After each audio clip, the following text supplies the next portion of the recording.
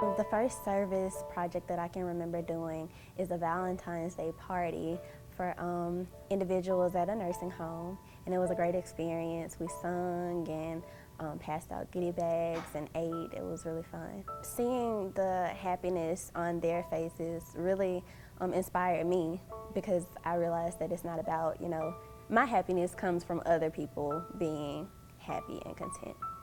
I definitely saw it at home. My parents always have taught us to be selfless.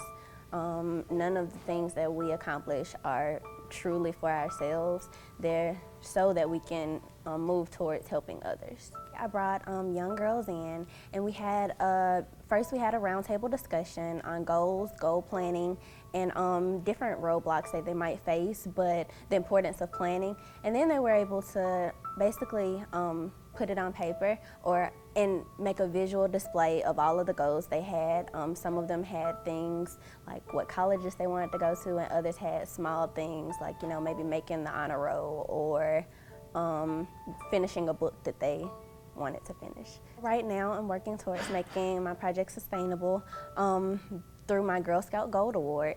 And that's basically so that after I go to college it can continue to happen and students can continue to get impacted by the project. Some people see service as more of a burden than a positive thing, but I feel like I want to show young individuals that it's about finding something that's important to you and finding your passion and sharing that with other people.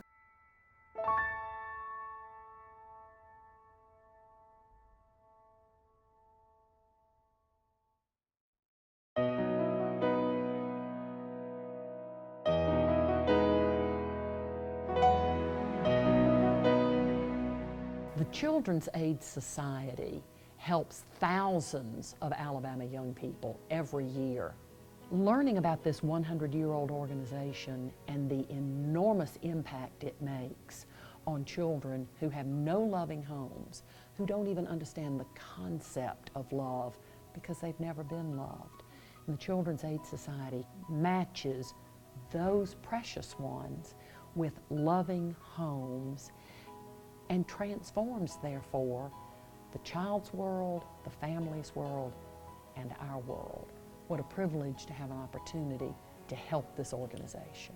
Philanthropy to me means having the opportunity to give back some of what you've been given.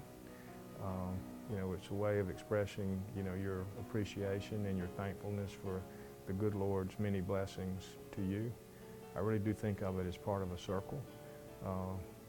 Much is given, much needs to be given back. If I have no legacy for having made the community better, for having impacted other people's lives in a positive way, I think I will be very disappointed in myself.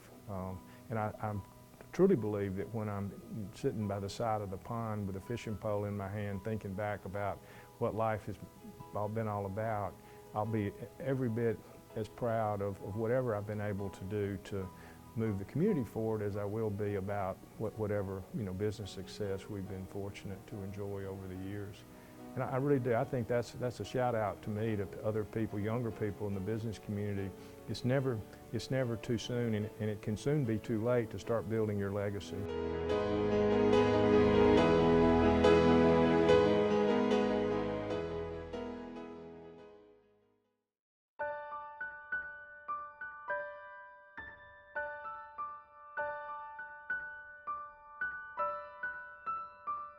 O'Neill Industries has been around since 1921, founded by my grandfather then, and we're a third-generation family business. We're a metal service center.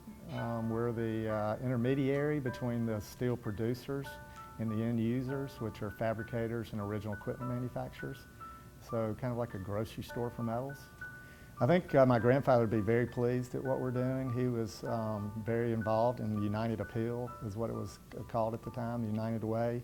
And our company has continued to be very involved with United Way. Bill Jones, our vice chairman, was United Way chair in 2011 and 2012. We hope that that's our legacy will continue in the giving and supporting our communities. And that's not only in Birmingham, but other areas in which we're located. We have the same plan.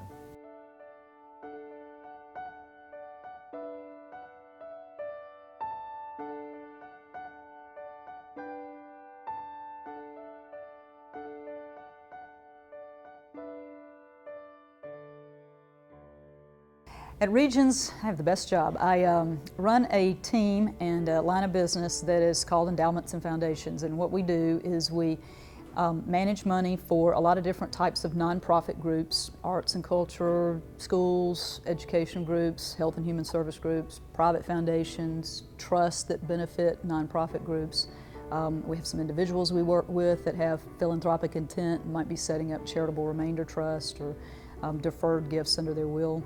And we service those. We provide investment management, we do administration, and we handle the grant administration process for a lot of private foundations where people have set up something either during their life or under their will that benefits nonprofits in perpetuity. And I'm working with the board to make distributions to nonprofits. Philanthropy is not something that, contrary to what a lot of people think, it's not always just the people who have money. Yes, money is part of it, and some people who have a lot of money are very generous, but a lot of people who don't have as much are also very generous with what they have. And giving is a matter of the heart, and you know, we all have time, talent, and some financial resources. I think that sometimes you can, and I know I do, you can get so overwhelmed because we have so many issues and there's so many problems in the world, and you can think about it and just kind of get bogged down and not do anything. But I think the important thing is to do something.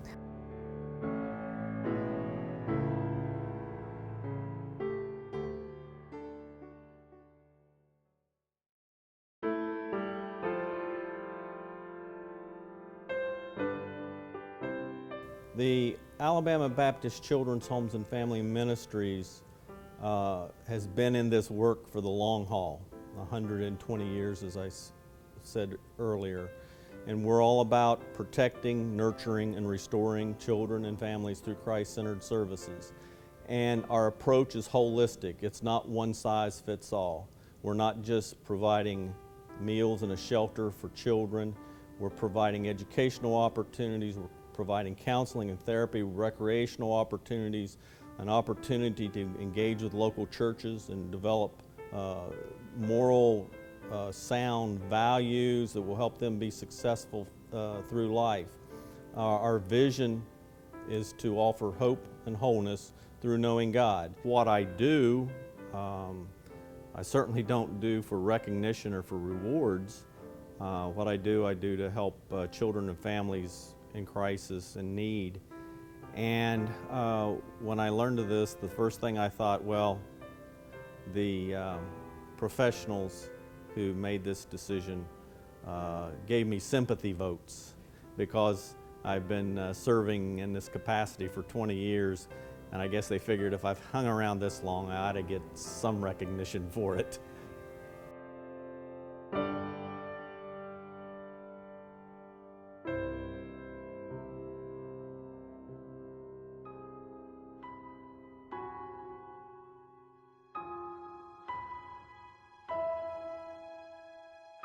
Red Mountain are very good stewards of the money that has been entrusted to us.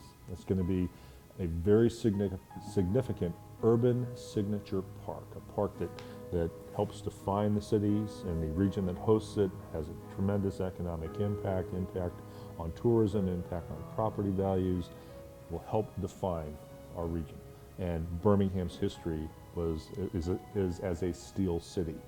And so every story in Birmingham starts at Red Mountain Park. It doesn't matter if you're talking about mining, you're talking about civil rights, you're talking about the amazing health industry that we have. Every important story starts on our property. This is a park where you can come and you can really live the history of the city, where you can really experience true community. People at Red Mountain Park meet face to face. It's a great unifying place, and it's a place that I think is going to continue to have an enormous impact for generations.